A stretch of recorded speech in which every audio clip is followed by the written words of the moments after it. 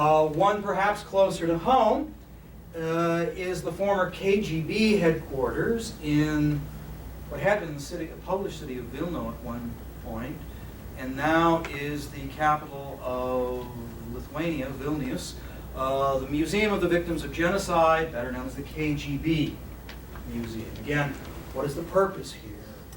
To demonstrate that Lithuanians were subjected to cruelty, torture, mistreatment by a previous regime, but they have prevailed. And in a sense, it is an establishment of the moral correctness of the changing of hands. Well, you had a Robben Island solution suggested here as well. Zhiromsky said, look, let's turn the cathedral into a museum of Polish martyrdom. A museum at which the Polish struggle under foreign rule and its success in liberation will be featured. Now, the great weakness, I think, of the cathedralites' argument was their vulnerability to the charges that they were insufficiently patriotic. And of course, that was the trump card of the anti-cathedralites. They could frame their arguments by saying, what we are proposing, the demolition of the cathedral, is most suited to the expression of Polish patriotism. And in a sense, this is what cinched the deal.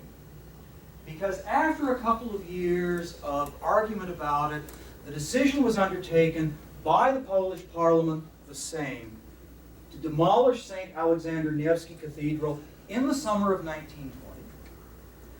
At the time of the Polish-Soviet War, at a time when the Soviet Red Armies were bearing down on the newly liberated Poland and threatening to snuff out its existence. And it was in this atmosphere that the official decision was undertaken to level the cathedral. Now, it may seem on one level ironic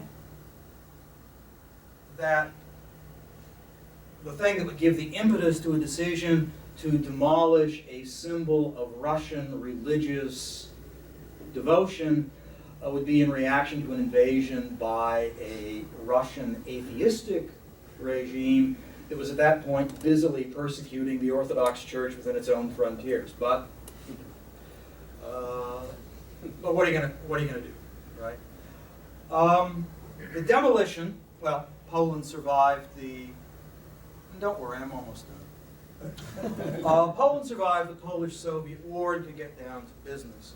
The demolition began in 1921. The bell tower came down in 1921. The demolition of the cathedral proper didn't begin until 1924. And you can see it in its beginning stages here. Workmen on top in the process of demolishing one of the several cupolas. At this time, the work was long and slow, and money was hard to come by. The Polish government actually solicited contributions from the citizenry so as to give all Poles a chance to partake in this sort of collective act of patriotism.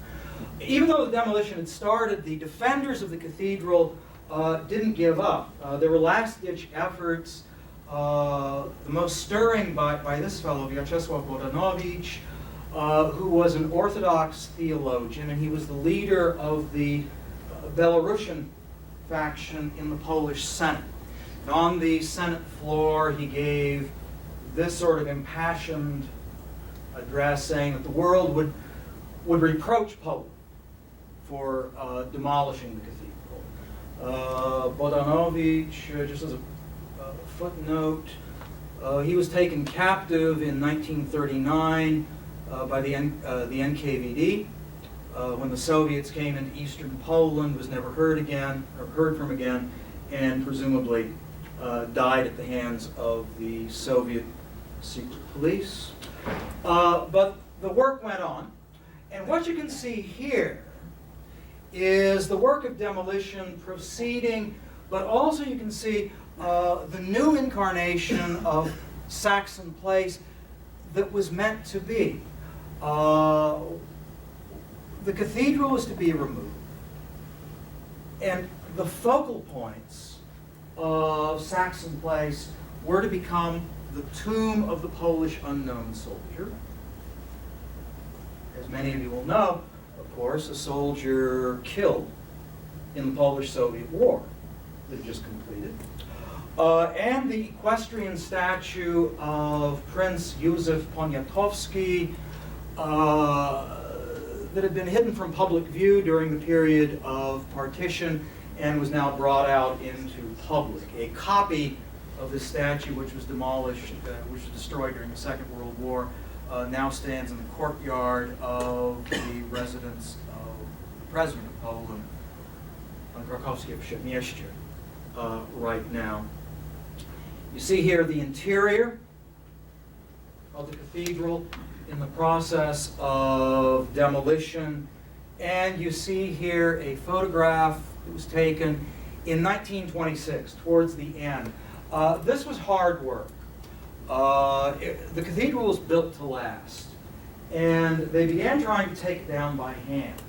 And they quickly decided this isn't going to work. They brought in special work details from Polish Silesia, and they used explosives. It took 15,000 controlled explosions to bring it to the ground.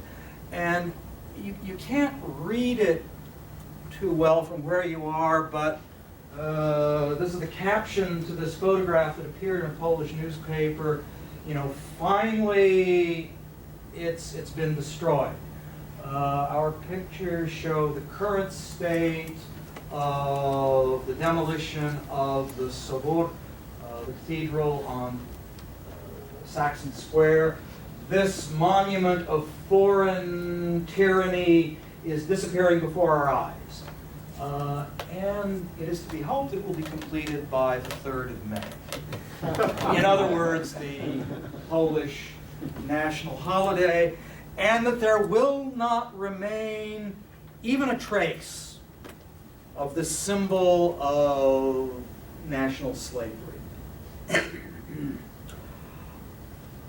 The destruction of the cathedral did, in fact, bring criticism to Poland in the foreign press or in the tut-tuttings of bien-pensants in various countries of the world. However, it did have defenders as well. Notably, these two, the English writers Hilaire Belloc and G.K. Chesterton, who were the most prominent English Catholic publicists in the early 20th century. And they were strong defenders of Poland for whom they felt strong ties of Catholic solidarity. And they both saw the destruction of the Orthodox cathedral as not simply desirable, but a necessity. It was Belloc who wrote that, well, you know, this is the perfect symbol of the recovery of Polish independence. And it was Belloc who used the phrase, "not a stone upon a stone remained," which of course is from the Gospels, right? That's what Jesus says, prophesying the destruction of the Second Temple. And it was Chesterton who agreed with his friend Belloc, and also gave a confirming positive precedent to justify the destruction of the cathedral. And we might call this the Bastille solution. It was Chesterton who said, look, nobody thinks twice about the fact that the French revolutionary regime destroyed the Bastille and began doing so within weeks of the downfall of the old regime. Who complains about that? And in this case, Chesterton went on, it wasn't even as if a foreign conqueror had built the Bastille. It was a remnant of a French regime. So as far as he was concerned, there wasn't even anything here to talk about. most of the great amount of building materials that had gone to the cathedral went to scrap for various purposes, but some of them can still be seen in various locations in Poland. The mosaics by Wozniaczov, they ended up in the National Museum for a little while, and now are in the lower church of the cathedral, the Orthodox Cathedral of St. Mary Magdalene, Orthodox Cathedral over on the Praga side, the eastern side of the Vistula River. This is the entrance to the royal tombs, or is one of the entrances to the royal tombs at the Wawel Cathedral in Krakow. If memory serves, this is the entrance to the crypt that houses the tomb of Marshal Piłsudski himself. And these 6 pillars that you see here were salvaged from St. Alexander Nevsky and then built into the structure that supports the baldachin here, leading down to the crypt. This became an obscure, mostly forgotten incident, although it does crop up again from time to time, most recently in 2009. In an interview that was given by the current Polish Foreign Minister, Oswald, who, I think it was in the context of a radio interview. There was some debate in contemporary Poland about what should be done to this building, the Palace of Culture. It still stands, of course. It wasn't taken down, although many people decided that it should. Sikorski, in this interview, said, well, he was of the opinion that it should have been taken down. It was a shame that it hadn't been taken down. And he went back to the precedent that was established in the 1920s and said, look, what you had there was a national cathartic moment, embodied in the bringing down of this hated building. This is what the Third Republic, in a sense, lacked. It didn't have an opening of the Berlin Wall. It didn't have a dramatic, photogenic moment. The transition from communism to democracy was slower and more difficult to pin down. And so he said Poles didn't have that emotional peg to hang it on. The destruction, he said, the Palace of Culture would have provided that cathartic moment as it did for Poles in the 1920s. Well, as you can imagine, there were some people in Poland. There are still some Orthodox. There are still national minorities, Belarusians, Ukrainians, who found this offensive. And, so, you know, they said, well, look, I mean, an Orthodox cathedral in and of itself, there is nothing political about it. You know, it is simply a religious building. Which, of course, is true enough in its own right. And I suppose if I were Orthodox, I would be inclined to see the logic in that. Of course, it does, I think it's safe to say, ignore the larger, complete context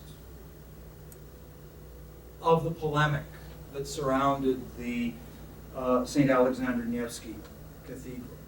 So I want to end it there. I think what you see here are a couple of what I think are striking things. In the first place, you have these cases that in many ways are very similar. The St. Alexander Nevsky Cathedral and the Palace of Culture. It's been noted by more than one writer that there is very much a sort of symbolic and spiritual congruency between these two buildings. Both of them were built in Warsaw as a statement of Russian dominance and in spite of not because of, the wishes of the inhabitants there. Both buildings were widely decried as architectural and aesthetic monstrosities, and in both cases, it was argued by many patriotic Poles that it was necessary to rid themselves of those buildings in order for the emancipation of Warsaw and Poland from a hated Russian influence to be done with altogether. But you see, of course, that different solutions, if we want to call them solutions, were used here. I think you also see in the case of St. Alexander Nevsky Cathedral itself that what you had was a surprisingly lively argument in which Polish citizens of impeccable intelligence and patriotic credentials took entirely different points of view and argued for entirely different fates of the building. What conclusions can we draw about the larger questions that I'm hoping to illuminate with this talk of how one, or many, a person, an entire people, is to regard the leftovers, both tangible and intangible, of a despised regime. And I think that what we can see is that this is a question, the answer to which is probably best left to each liberated people according to its own lights and its own circumstances. Thank you very much.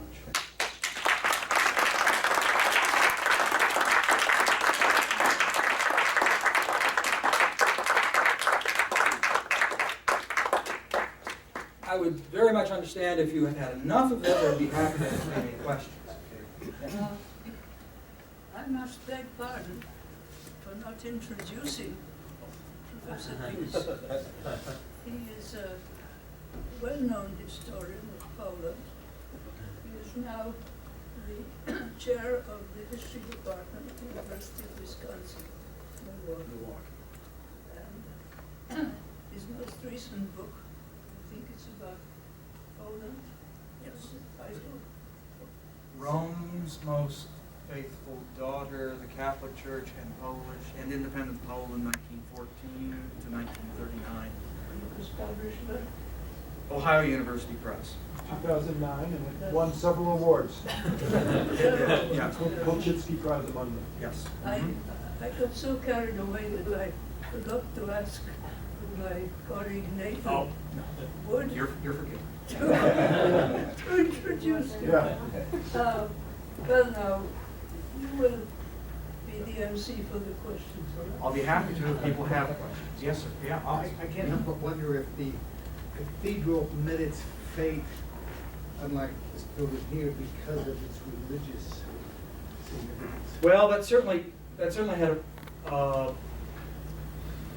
That's a good point. I mean, the Palace of Culture. You know, let's fast forward. It was easier to find other alternative functions for that. I mean, I can remember the first time I went to Poland after the collapse of communism in 1990, and one assumes it was unintentional, but the whole area in front of the Palace of Culture was turned into a gigantic flea market. Yeah. You know, capitalism at its most fundamental level. I mean, literally, people with carts and blankets and all of that. And it's you know, there are office buildings in it. There are plans, I know, to try to transform. I think what is happening now, and maybe some of you know what's currently happening there better than I do, but they keep talking about, okay, we're not going to knock down the stupid building, but maybe there's ways that we can make it less obnoxious. You know, maybe we can build other skyscrapers around it. There occasionally are plans to try to develop the large open area in front of it, Platz Defila, and put something else there So at least you might have a better chance of having it blend in, so it doesn't stick out quite so much. But the fact that, the fact that the cathedral had a religious purpose, which would have made it more difficult to modify for some other purpose, and plus I think to some extent, I did emphasize, and I think I rightly did, the sort of patriotic political motive for knocking the thing down. But it is true that if you were simply approaching it from the standpoint of what can we do with this building, it was in need of repair and restoration. It was going to be used for anything else. But no, I think that's a really good point. I wish I could write it. Yeah, now I can. Yes. I wondered to how much, in the 1920s in Warsaw, they didn't need a monument church from 1912 because they had a history in Warsaw. Mm-hmm. And in post-war and even in post-independence or in independent Poland, the city has been so devastated that to ruin any monument, even one like this, is to commit another crime against the history of the city. That too is a very good point. Presumably all of you know what happened to Warsaw in the Second World War. That by the end of the war it was almost entirely destroyed. I'm trying, some of the buildings survived the Second World War, sort of survived the Second World War, were brought down later, but not any that I can recall as a calculated act of symbol, they had to bring it down because the building was no longer tenable. I do think that was, so little was preserved from Warsaw. And as a matter of fact, if you're going to give the PRL regime any credit at all for constructive acts that it accomplished during its career, the rebuilding of Warsaw is the one that would probably end up being first on the list. The motive after the war was to build up rather than to destroy. Of course, the Palace of Culture post-dated the end of the war. It was built in the 50s after the initial reconstruction of the city. But no, I think that's a very perceptive point. My audience is making this better already. Yeah, Tony? The cathedral was the tallest building in Warsaw? At the time it was. And that was the tallest building when it was built. They wouldn't let anything be taller. Yep. Is it still the tallest building Even in now, Warsaw? Libeskind building doesn't quite surpass this. Yeah. The spire. Mm-hmm. I'd like to make a remark here. When I first came to Warsaw after the war, I was told that the best view of Warsaw yeah. is from the top of the Palace of Culture because you can't see it.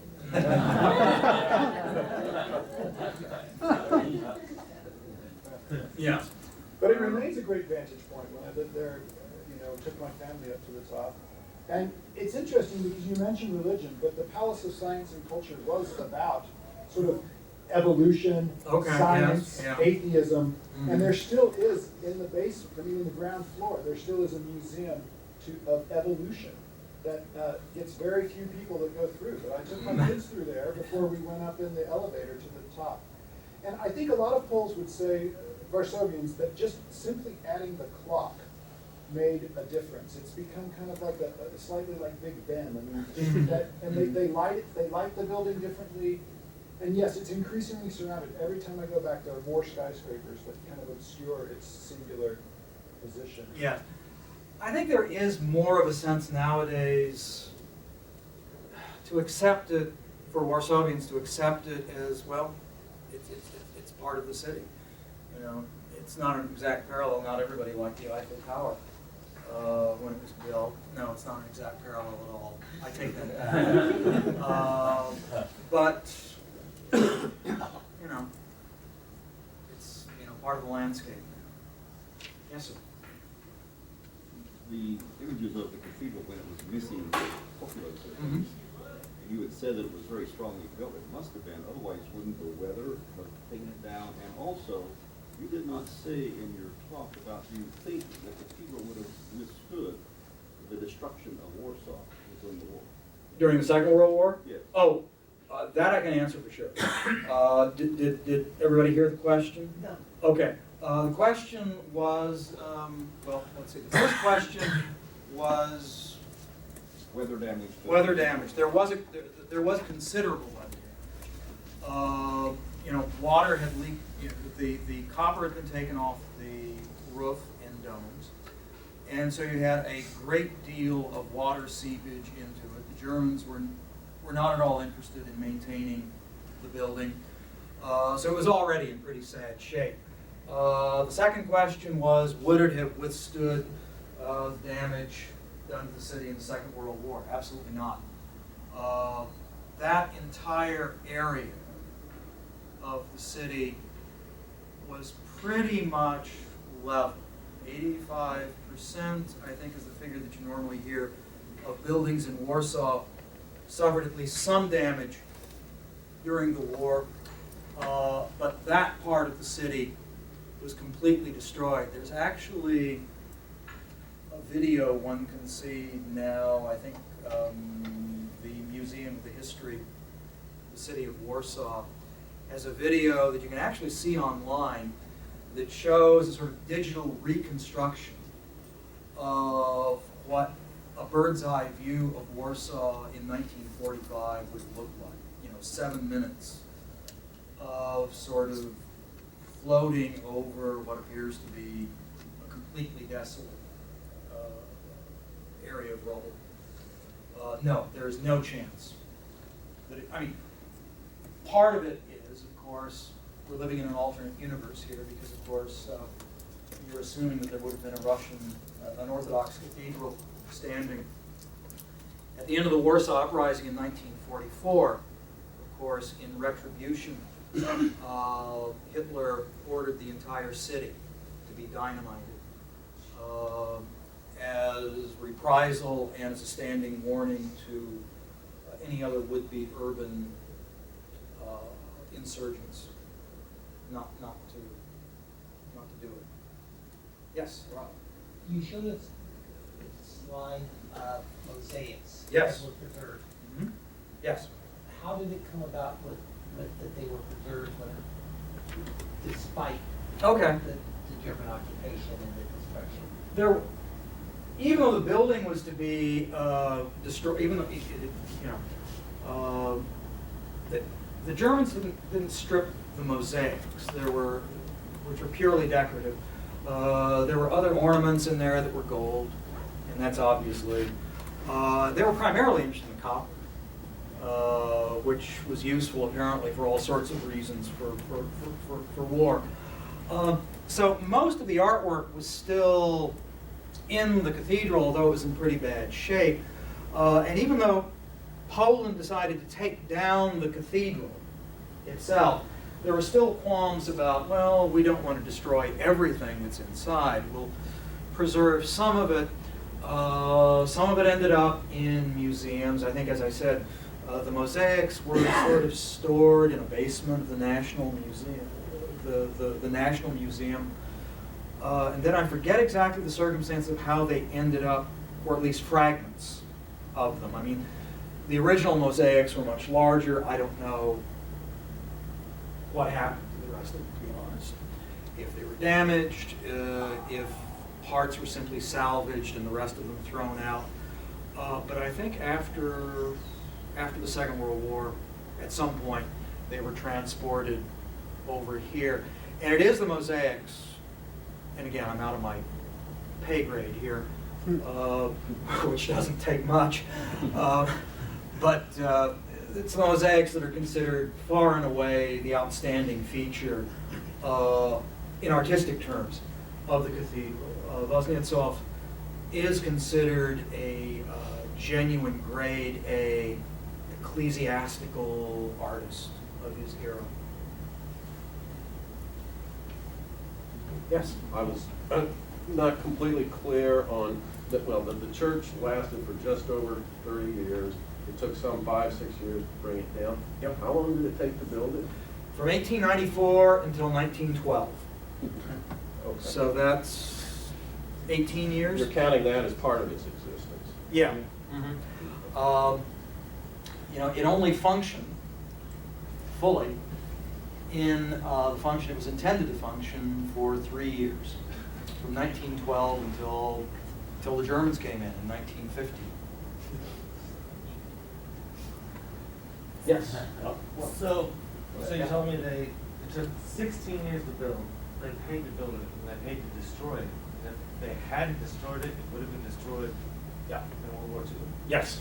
Hindsight's 20. Well, of course, it was the Russians who paid for building. It was the Poles who paid to bring it down. The Germans didn't pay anything. But they certainly would have brought it down had it been there to bring down, because they were intent on bringing down everything that was standing. But yes, it's a building with an interesting history. Tony? Well, how did they take it down? I mean, it looks like they did it piece by piece. instead of Piece just by like a wrecking piece. ball. At first, they did it by hand. And then they figured out this is going to take an awfully long time. And so, yeah, they brought in explosives and just went at it, you know, for a couple of years, bringing the thing down. And it took thousands of these. And just hauling away the rubble, hauling it away, was a considerable job. Yeah. So you said they were from Silesia, Yeah. you knew people from the mining? Yeah. Mm-hmm.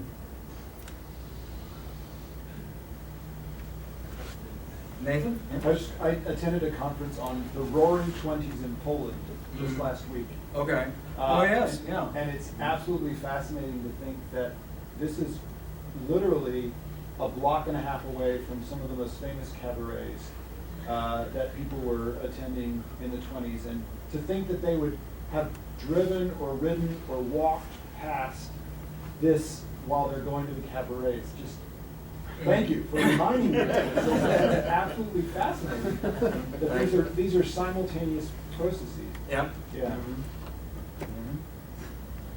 And this is all concentrated, I mean, many of you will know Warsaw, but this is all concentrated in the area, probably, you know, most of the sites of the city of touristic value would probably be within a 1 or 2 kilometer radius of this one spot. There are plans, I gather, or they keep talking about plans to change the face of Piłsudski Square again. Every now and then you hear about, oh, we're going to rebuild the Saxon Palace, or we're going to fill the space. It's a weird space. Yeah, it is. It really, the way it does now, the way it's arranged now, it gives great prominence to the cross, memorializing John Paul II. But the space itself is so vast that even the cross, which is I think 30 feet tall or something like that, almost seems dwarfed by the expanse. So it's really an area that, from my standpoint, would be crying out for something to fill that. But again, you know, what you have now are, again, those two very strong patriotic cum religious landmarks, Tomb of the Unknown Soldier on one end of it, and the John Paul Cross, a monument, well, a plaque that memorializes the funeral of Cardinal Wyszynski, the longtime primate, Catholic primate of Poland, whose funeral was held on that spot in 1981. And now there is a statue of Marshal Piłsudski, which stands a little one side of the papal cross. Yeah, it's a huge, vast area. Yeah. Oh, I was just going to say, I'm really happy to say, as an urban historian, that the space has been reclaimed for all sorts of urban purposes. Mhm. So my biggest memory of this space was a critical mass bicycle ride that began there. So all the cyclists from all over Warsaw knew that they could gather there and then start off riding through the city. And I lucked on one of those rides myself on my bike and got to participate. And I think that's terrific. I think that says a lot about how spaces get reused and reappropriated in an urban setting. And that's not a patriotic meaning at all. Yeah. It's actually about citizens claiming their own space. Mm-hmm. So Yeah. something about mindset, Polish Yeah. mindset. I was in Warsaw for a year. Okay. Everybody hated Sure. Stalin's presence. Yep. It was the Yep. only thing you could see from everywhere. Mhm. But at the same time, they had an annual jazz festival. Thousands of kids went there. They had great musicians, Miles Davis, Dexter Gordon. It was a place to go, and they didn't care at all that it was Stalin's building. That was just where it was happening. So they went and enjoyed it immensely. Mm-hmm. Oh, I think, yeah. No, I know what you're saying. I recognized it myself. I'm not Polish, so, for me, it wasn't personal or anything like that. I did completely know and understand the general Polish, we're talking about the Palace of Culture. Right. Towards the Palace of Culture. But by the same token, it seemed to me that Poles did have this ability to sort of segregate their disapproval of the building, their dislike of it, their contempt for the symbolism of it. They could kind of separate that from their sense of how it fit in to the life of the city, the cultural life of the city.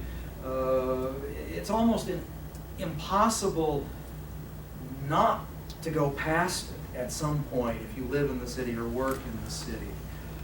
So in an odd sense, it's a familiar presence. It's sort of orientation. Yes. Orientation. Yeah, that's true. Orientation. You can look and you can know exactly where you are in Warsaw by relation to the Palace of Culture because you can't miss it. It's still pretty conspicuous when you fly into Warsaw.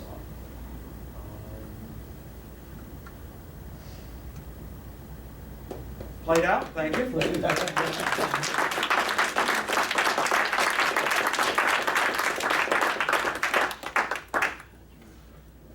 Well, this was terrific, and I just want to remind everyone that there's a brown bag talk tomorrow at noon.